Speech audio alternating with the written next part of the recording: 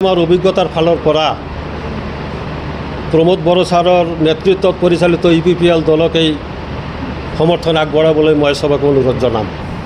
আল্লাহ পাকে যাতেকৈ অহা সময়খিনিতো আমাৰ এইখন চৰকাৰক আমাৰ মাজলৈ আকৌ স্থাপন কৰি আমাক শান্তি সম্প্ৰীতি বজাই ৰখাৰ ক্ষেত্ৰত সহায় কৰে।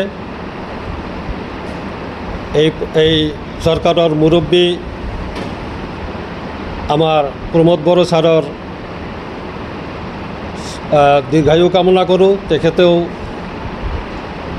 আমাক সব জাতি জনগোষ্ঠীক লগত লৈ বড়োলেণ্ড এৰিয়াখনক উন্নতি কৰিব পাৰে। আমি সবেই শান্তি সম্প্ৰীতি বজাই ৰাখি সমিল মিলেৰে জীয়াই থাকিব পাৰোঁ। ইজনে আনজনক আমি সন্মান যাচিব পাৰোঁ। ন্যায় নিষ্ঠতা যাতে প্ৰতিষ্ঠিত হয় আমি ইত্যাদিবোৰ আশা ৰাখি অহা 5 বছৰলৈকেও তেখেতৰ আগমন আমি দৃঢ়ভাৱে কামনা কৰোঁ। আল্লাহ যাতে কবুল কৰে, আমি তাৰ কাৰণে পৰিশ্ৰম কৰিব লাগিব।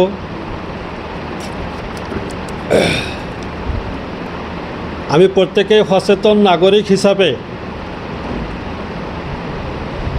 আজি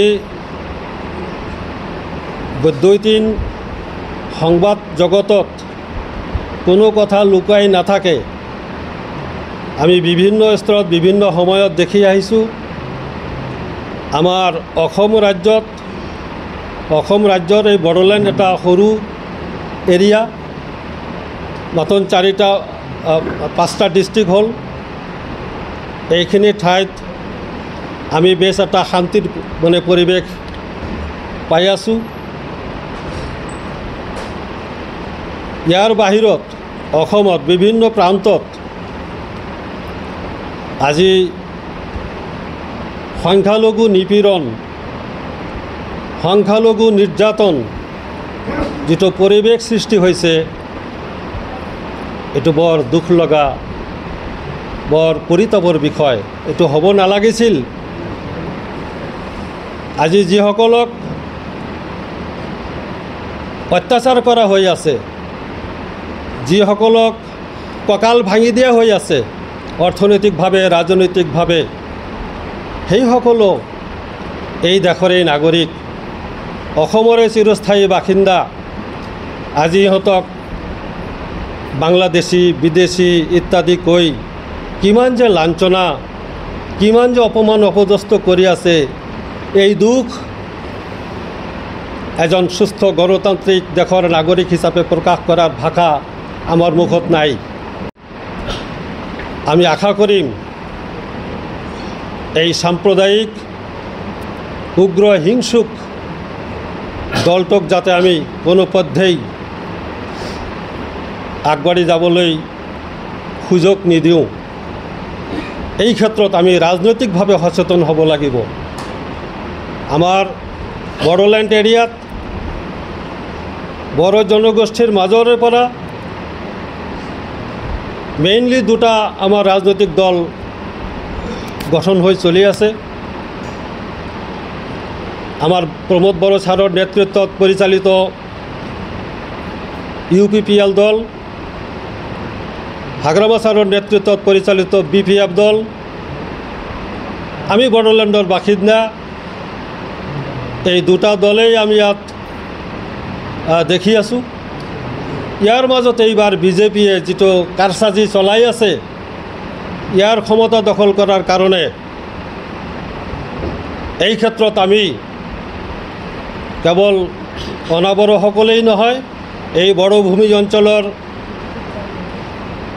বড়ো জনগোষ্ঠীয় ভাইসকলকো মই অনুৰোধ কৰিম যে আপোনালোকেও এই হিংসাপ্ৰিয় বিজেপি দলক বহিষ্কাৰ কৰিব লাগে। সিহঁতক আপোনালোকেও যদি বহিষ্কাৰ কৰিব পাৰে আমি শান্তিত থাকিব পাৰিম। কাৰণ ইহঁত যদি এই বড়োলেণ্ডত আহি হস্তক্ষেপ কৰে, আজি অসমৰ বিভিন্ন প্ৰান্তত যিটো অৱস্থাৰ সৃষ্টি কৰিছে, অনাগত দিনত এই বিজেপি দলে এই বড়োলেণ্ডত যে অশান্তিৰ সৃষ্টি নকৰিব তাৰ কোনো মানে নাই। সেইকাৰণে মই গোটেই জাতি জনগোষ্ঠীক লগতে সবকে মই অনুৰোধ কৰিম, আমাৰ এই মঞ্চৰ ফালৰ পৰা বড়োলেণ্ড ইমাম পৰিষদৰ ফালৰ পৰা মই সবকে অনুৰোধ জনাম, আমি প্ৰত্যেকেই ক্ষুদ্র স্বার্থ ক্ষুদ্র চিন্তা পরিহার করি বড়োল্যান্ড এরিয়ার বৃহৎ স্বার্থ শান্তি সম্প্রীতি আর উন্নতি কামনা করি আমি প্রত্যেকে হাতে হাত মিলাই কাঁধত কাঁধ মিলাই জাতি ধর্ম বর্ণ ভাষা নির্বিশেষে আমি যাতে প্রত্যেকেই ঐক্যবদ্ধ হয়ে আগবাড়ি যাব পাৰোঁ এই আশা কৰি মই আল্লাহৰ ওচৰত প্ৰাৰ্থনা জনাই সবৰে দীৰ্ঘায়ু কামনা কৰি মোৰ চমু বক্তব্য ইয়াতে সামৰিছোঁ। ধন্যবাদ। আমাৰ বড়োলেণ্ড এৰিয়াৰ ইমাম কাউন্সিলৰ সন্মিলন উপলক্ষে আমি সমবেত হৈছোঁ আৰু এই আমাৰ সমাৱেশত উপস্থিত হোৱা মোৰ সন্মুখত থকা সাংবাদিক বন্ধু বান্ধৱী সকললৈকে মই নমস্কাৰ আৰু আদাব জনাইছোঁ আৰু সালাম জনাইছোঁ। আসসালামু আলাইকুম। বড়োলেণ্ডত আমি সদায় শান্তি সম্প্ৰীতি বিচাৰোঁ। আমি এইখন এলেকাত বিভিন্ন জাতি জনগোষ্ঠী সংখ্যালঘু আদিবাসী আদি কৰি আমি সবেই সমিল মিলেৰে বসবাস কৰিব বিচাৰোঁ। ইজনে সিজনৰ সন্মান আৰু শ্ৰদ্ধা জনাই এজন ভাল নাগৰিক হিচাপে আমি জীয়াই থাকিব বিচাৰোঁ। আমি কোনো কাৰো প্ৰতি কোনো ভেদাভেদ নিবিচাৰোঁ।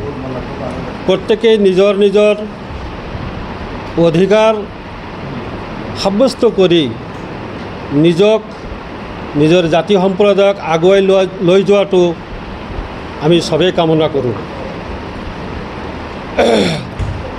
এই অঞ্চলত যোৱা 5টা বছৰত আমি এটা বিশেষ পৰিৱেশ লক্ষ্য কৰিছোঁ য'ত কোনো হাই কাজিয়া মৰামৰি কটাকটি বা তেনে কোনো উচ্চ ধৰণৰ ডাঙৰ ধৰণৰ কিবা গোলমাল সাম্প্ৰদায়িক ঘটনা ঘটা নাই। তাৰ কাৰণে আমি সবেই আনন্দিত আৰু এই চৰকাৰৰ প্ৰতি আমি খুব আপ্লুত। হয় হয়, ইনশাল্লাহ আমি ভাল পাইছোঁ। তেখেতসকলে বহুত আমাক উন্নতিৰ পথত আগুৱাই লোৱাৰ কাৰণে চেষ্টা কৰি আছে। আমিও সহমত দিছোঁ। আমি UPPL দলৰ উন্নতি কামনা কৰিছোঁ। তেখেতসকলে আহিলে ভাল হ'ব, এইটো আমি আশা কৰোঁ।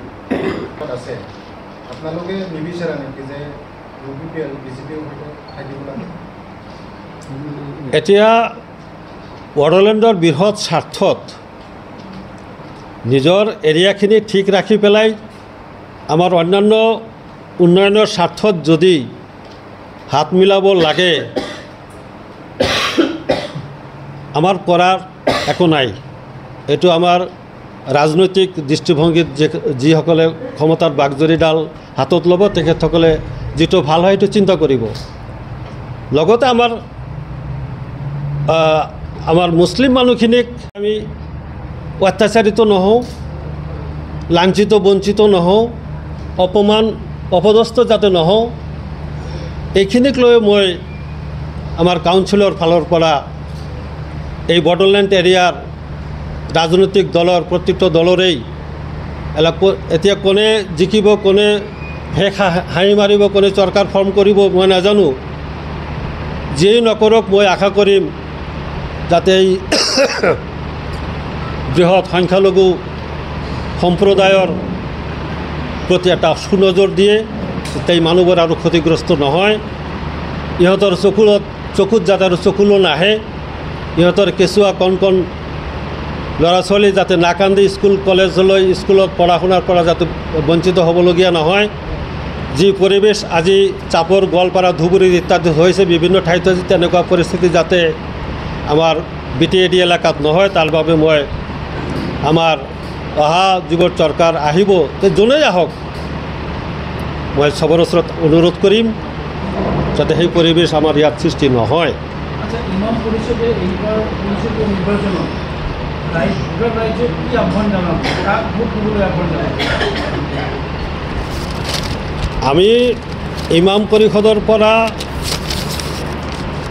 বৰ্তমান এই 5 বছৰত যিখিনি ভাল অৱস্থা চাইছোঁ, আমাৰ যিটো অভিজ্ঞতা হৈছে, আমি আমাৰ অভিজ্ঞতাৰ ফালৰ পৰা প্ৰমোদ বড়ো ছাৰৰ নেতৃত্বত পৰিচালিত UPPL দলক এই সমৰ্থন আগবঢ়াবলৈ মই চবকে অনুৰোধ জনাম।